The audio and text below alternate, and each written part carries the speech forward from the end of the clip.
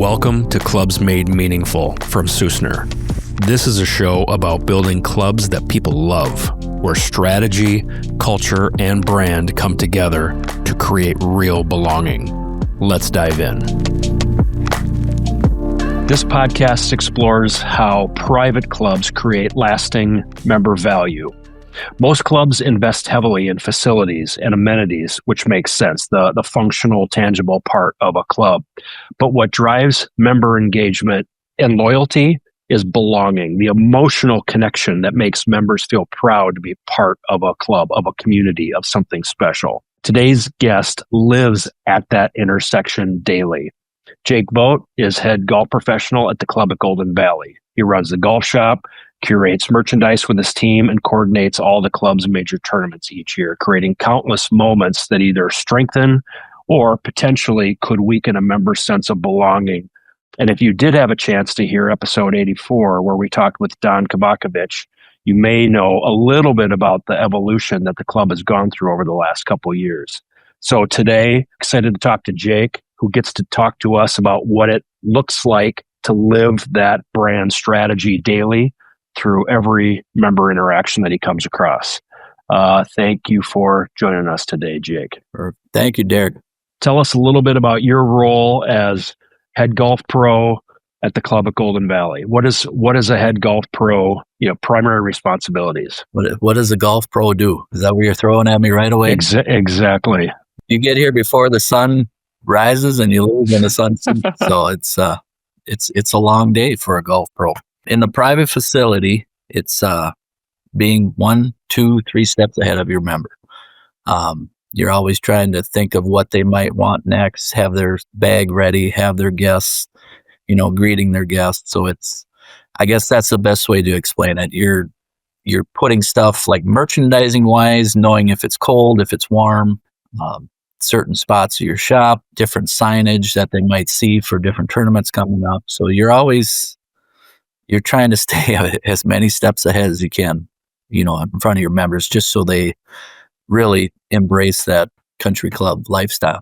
When I was new to the club space, I was naive and I always thought, a club pro or the head golf pro, they have to be focused on golf. But as I've moved through that experience, it's clear that what you guys do is really, really hone in on making a member not only satisfied, but really excited to do something. Talk about tournaments, you talk about all of those interesting things you guys put together, league nights, things like that. For you, as you've gone through your career, what of those have been the most challenging? Because I'm assuming you got into it because of your love for the game, and that has now shifted to more like, how do we make people excited about playing that game and keep going maybe outside of the technical aspects of golf? Well, definitely.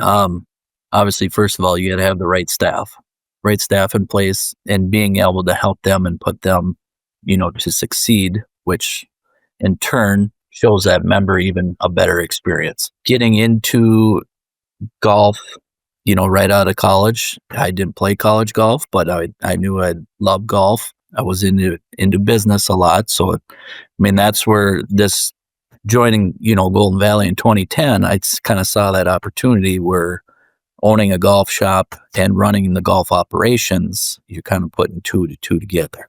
So I was really, intrigued with that, and I was thankful enough to, take that over in 2022. So, how common is that in private clubs now? How often does the club, from your perspective, does the club run the shop, own the shop, versus the pro run the shop as their business?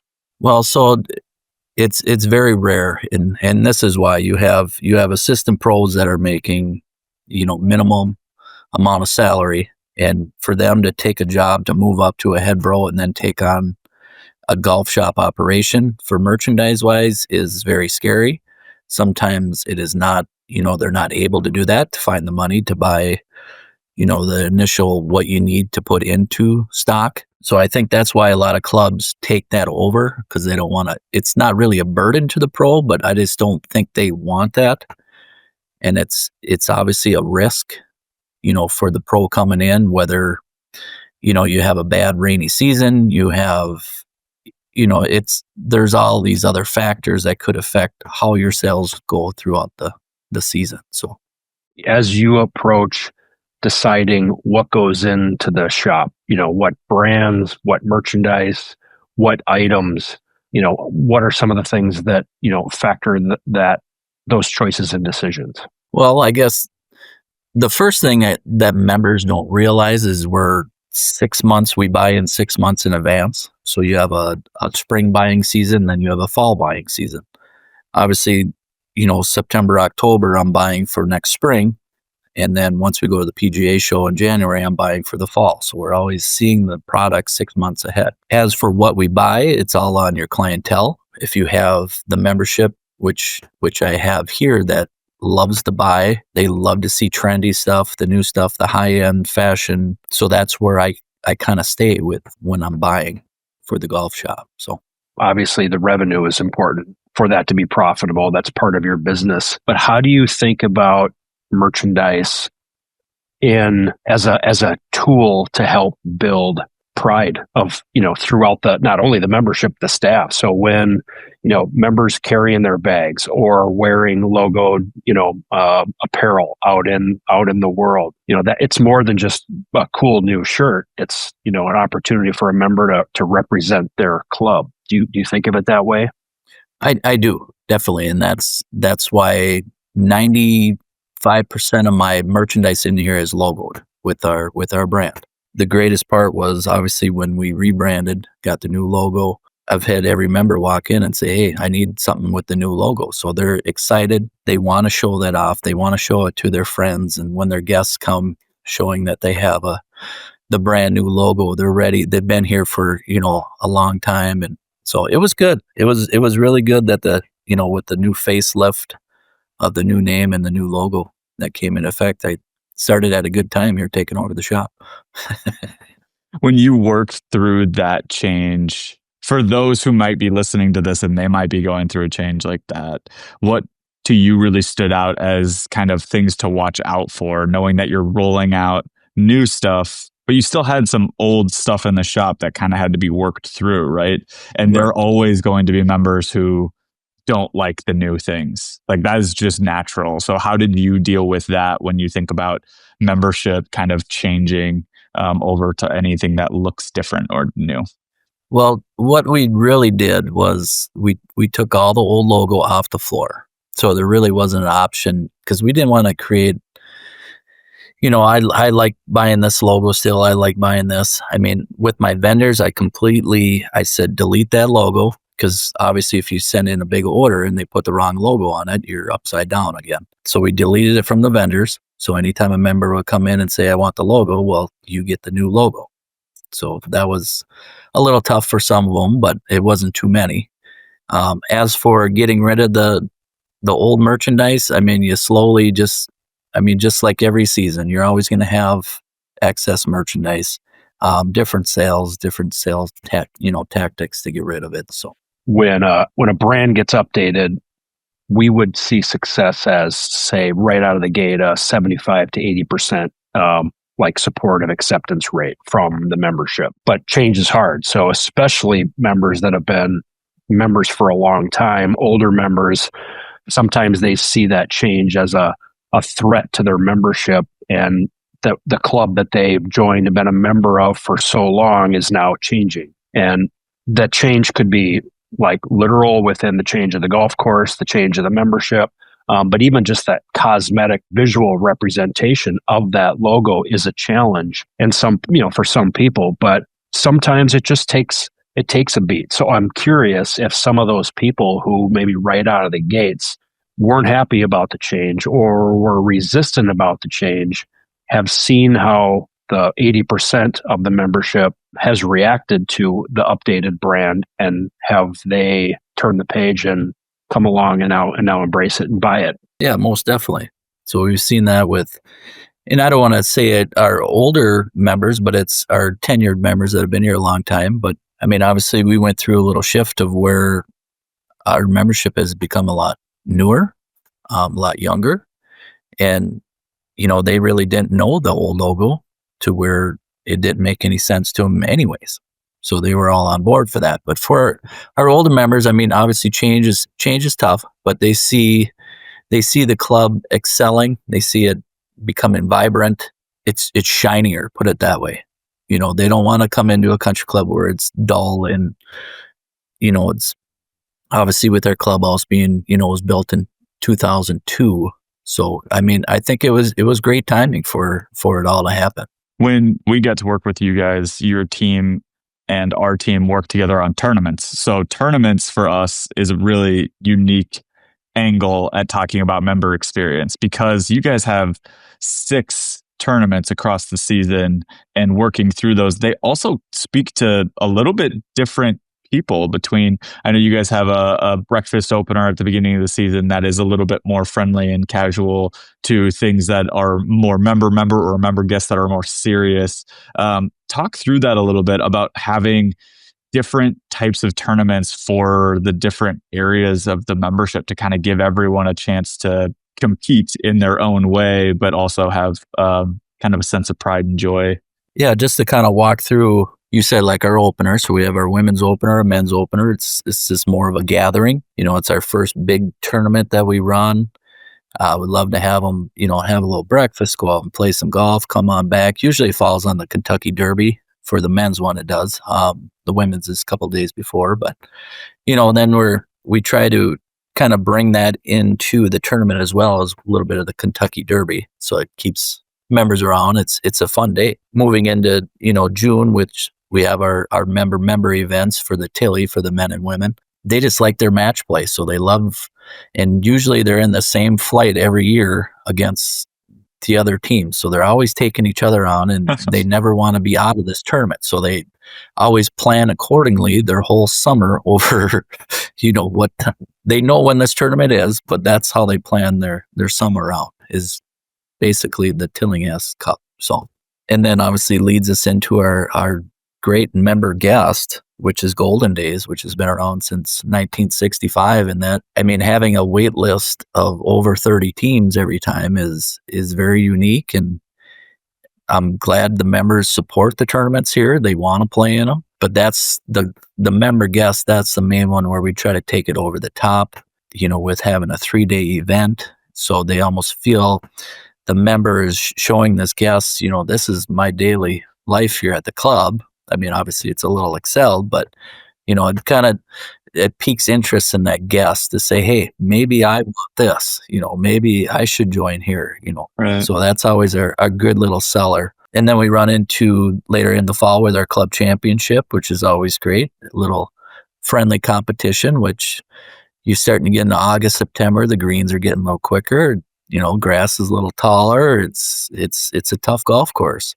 And then we finish it up with another member, which is always great for those, you know, late September. It's just fun to get everyone together, and then finish with the Ironman, which we, you know, rolled out with a hat with our tournament logo on it. Right. And these guys, even though I had the same hat as last year, I brought it back again. I said, if you didn't get one last year, if you weren't able to play, or if you need a new one, if it's faded out a little bit, grab another one. So they were jumping over these hats, which half these guys, I don't even think wear hats, but they love to see the logo, and they wanted to be part, you know, wearing it around for that day and just being, you know, part of the event. It was great. When we worked through those and talking about the story of how all those 6 kind of come together, and they're different in their own ways, we did opt with your team to say, let's build out unique logos for each one of these, and kind of have that opportunity. For you, what were the pros and the cons to being able to say, hey, we're going to have a completely different logo? It doesn't look anything like your club's logo. Let's say for like the Tillinghast Cup, that is a completely unique thing. What are the benefits to doing that? I mean, a lot of clubs that we've worked with have opted to not go that direction. What would you say builds that sense of pride and joy in that specific tournament? Well, obviously the first pro of it is the marketing material that you can send out. Right. You know, your flyers, your everything that you send out, you throw the tournament logo on it. We see it in our locker room, you know, just gets them excited. We do that a month before. So the members know, hey, I got to get ready for this thing and go from there. Some of the cons of it, they always want something with that logo as like a tee gift, where you struggle each year to try to find something unique, because you can't always do hats. I'm sorry to say. It's tough to do a shirt, because all of a sudden you're throwing more work on my staff to go find everybody's sizing. And if you got 120 players in there, there's a lot more logistics part of that. But we've done different, valuable bags, obviously the hats, we've thrown it on, poker chips, just small things to give that unique touch during the tournament to say, hey, I got to play in Tilly this year. Right. I think the average person, me included, beforehand, thinks of a tournament as a golf event. You show up, the course is set up, and you play, and naively take for granted all the work that somebody like you and your team is doing, a year or months and months in advance, not just to get the course ready, not just to hope that the weather is nice, but all these little touches, like you said, all these, merchandise is great, but it's what the merchandise provides to the member. It's the a $30 hat. It's that sense of belonging that I played in this tournament, or I identify with the Ironman, whether they won or not. And that, all these little moments of connection that you're actually providing, and all the hospitality that goes behind it.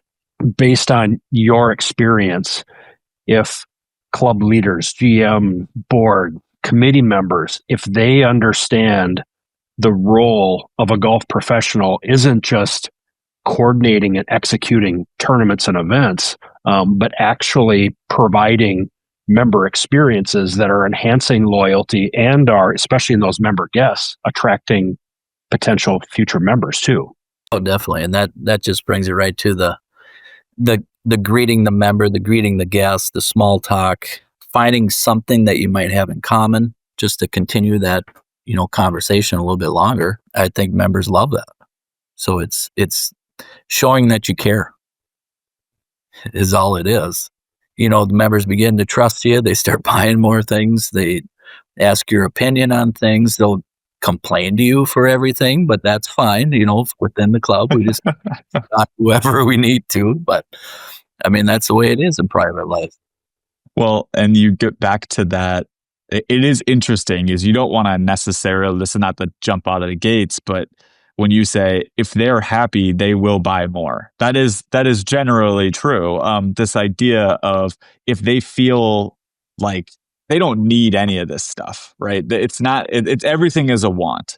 And so if you can make them want it even more, then that will drive that excitement and that goal. And to have 6 tournaments a year, you have to make each one of those special, or else they become not interesting, right? And so I think that's the big challenge with a lot of clubs in your scenario right now, is especially the clubs that have fixed seasons, right? Where you guys, your season is really right, that like May to, I guess it's finishing up in October, but to really say, like, we have this much time to try to get a member to spend the most time we possibly can at the club. And we do that through tournaments. We do that through engagement. We do that through leagues and all of that other stuff. What, in your experience over the last couple decades working in this industry, has been the biggest impact when you say, God, when I do this, it seems like every type of member loves that, or when I do X, it makes them just go crazy, and I can always see that as success? I think just giving them something other than the golf aspect of it. I get it. We all want to go play golf. We all want to shoot well. My ladies' events, we theme them.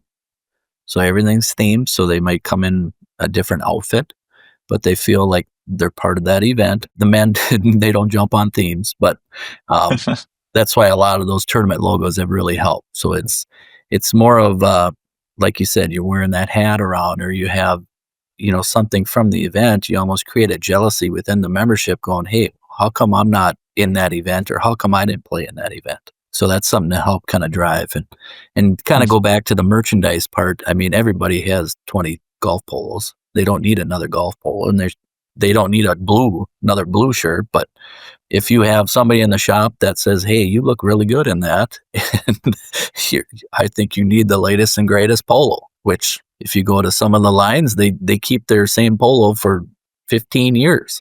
So, so it's, if you have the right staff in place and just to, have somebody that can, show, just some interest and say, hey, this would look great on you or your wife, let's bring it home for her and see how it goes. And if it doesn't work, you bring it back. What's the worst that can hurt? So is there a, I don't want to call it a hack, but is there like one thing that every club should be doing when it comes to either that little member interaction or a guest interaction? Just one little subtle thing that where you, from your perspective, you would say, I don't know why every club doesn't put an engraved bag tag on every guest that comes, or, do their homework and look ahead of time, or learn how to remember a guest's name. Like, what are one or two like really seemingly simple or obvious things to you that enhance that experience that maybe you go as a guest to some other club and they're not doing those things?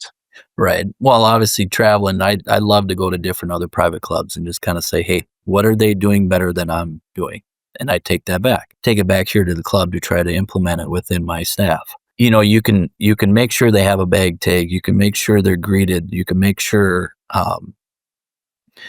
they get maybe something afterwards. But I think it's just more of like, as a golf pro, being present, being available. There's nothing better than a member coming with 2-3 guests and you're standing there and you're greeting them and their guests, because you got to remember, I mean, with a lot of these guests, they're only going to play here once every, 2-3 years. So you're giving them that extra where you're just available to them. And what would you like? What do you need me? Do you need a locker? Do you need this?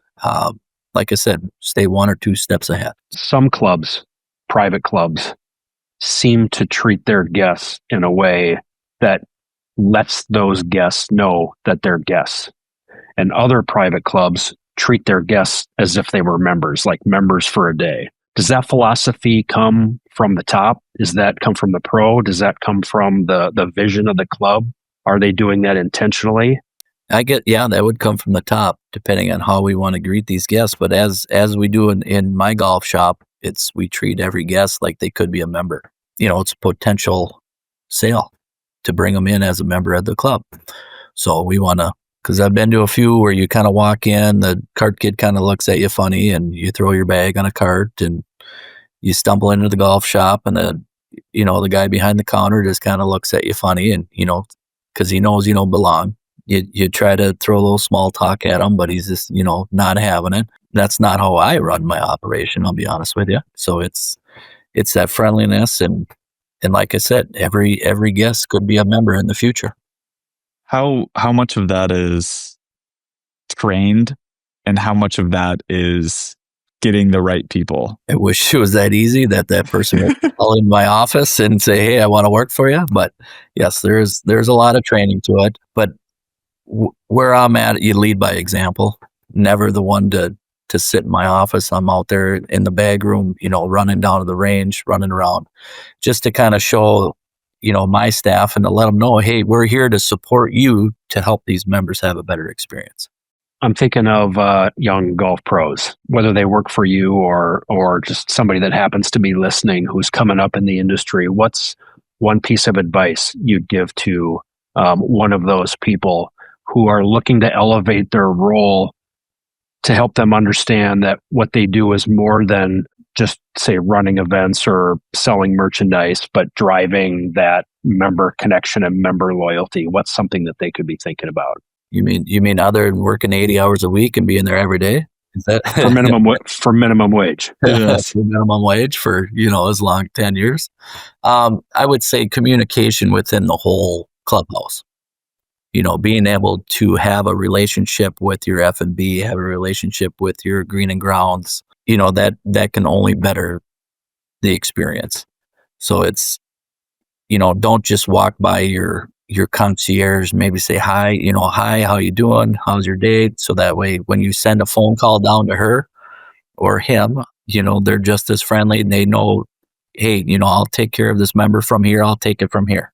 So it's knowing that person that you can delegate the responsibility to, and know that they'll do just as good of a job. How much of that happens when you see, I mean, we've been to clubs before where you can tell that they are siloed, where it's like I leave the golf area and I go to the food and beverage area, and it is clear that they are on different pages around what the experience should be. And what yours sounds like, it's like if we're all on the same page, then that should feel pretty seamless. Like you should feel like you are at this club, no matter where you're at the club, versus being like, no, I'm in the dining area, and that's a very different atmosphere and the way that I am treated there versus if I walk into the pro shop. How important is it that those are seamless, where like the experience feels very similar across those? Well, it brings me to an example. I mean, I got a group on like number 12. They call in, say, hey, it's getting a little late. We missed the halfway shack. Can we get a few beverages? So I have a good relationship with my bartender. I call him. He says, sure, I'll put it together. I said, hey, I'll have one of my staff run it out. All of a sudden, there we go. We're, helping as a team to create a better experience for that member and their group. And as, I'll be honest, being an assistant here for 12 years, you got to know your surroundings. You got to know other departments. You got to know who to talk to when you go down to F&B or down to Green and Grounds. If you have a question that a member is asking you, you can have that, response from them very quickly. So I think my one takeaway from today's conversation is that my perception that all head golf pros are, scratch golfers maybe isn't quite the case, because you're not playing 300 rounds of golf a year. Like I said, you get in my position, you just try to break 80, right? Perfect. That's the golf pro par right there. You break 80, you're doing just fine. All right, let's take this to wrap. Jake, appreciate you joining us today and sharing your insights. What you and your team are doing are creating a place at the club at Golden Valley where members just don't play golf. It's a place where they belong. And for people listening to this podcast, that's what these conversations are about. It's not just about what clubs build or the amenities or their offerings. It's about how those things, how the tournaments, how those merchandise items make people feel, and how thoughtful leaders like Jake turn everyday moments into lasting connections. We will see you next time. Thanks for listening to Clubs Made Meaningful. At Susner, we help private clubs build brands that create belonging. If this episode resonated with you, please share it with someone in your club world. And until next time, let's create something worth celebrating.